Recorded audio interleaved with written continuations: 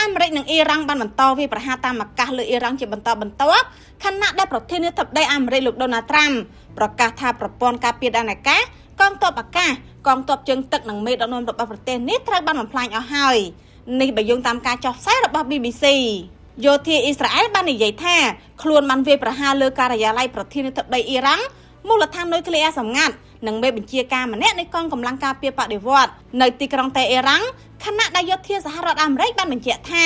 ខ្លួនបានបំផ្លាញកន្លែងបញ្ជាការកន្លែងបាញ់មីស៊ីលនិងប្រលានយន្តហោះអាជ្ញាធរអ៊ីរ៉ង់មិនបានធ្វើការអត្ថាធិប្បាយចំពោះរឿងនេះទេ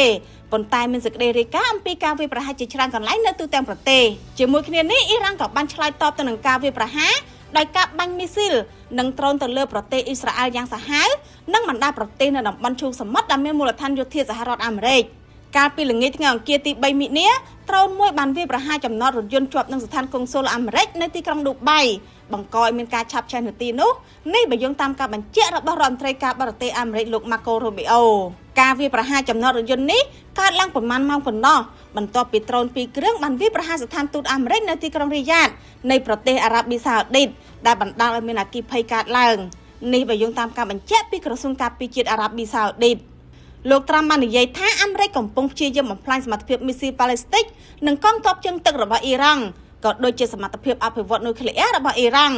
លោកក៏បានអំពាវនាវឲ្យប្រជាជនអ៊ីរ៉ង់ប្រើប្រាស់ការវាយប្រហារនេះដើម្បីដណ្ដើមយករដ្ឋាភិបាលរបស់ពួកគេមកវិញលោកបានបន្ថែមថាអាមេរិកមានឥទ្ធិពលខ្លាំងជាក់ស្ដែងអ្វីស្ទើរតែទាំងអស់ដែលពួកគេមានត្រូវបានវាយបំផ្លាញអស់ហើយចំនួនមីស៊ីលរបស់ពួកគេកំពុងថយចុះលោកត្រាំក៏បានបន្តអះអាងថា